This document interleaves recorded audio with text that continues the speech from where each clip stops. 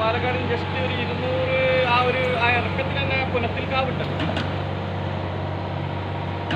അത് കഴിഞ്ഞ ഉടനെയുള്ള ഇടത്തെ സൈഡിലുള്ള ബിൽഡിംഗ് തന്നെ, ആ പറമ്പല്ലേ, ആ വലത്തുകാവിന്റെ തൊട്ട അതിര് ലെഫ്റ്റ് സൈഡിലുള്ള വെള്ളം മൈസൂരിന്റെ അടിച്ച ഒരു ബിൽഡിംഗ് ഇറങ്ങിയ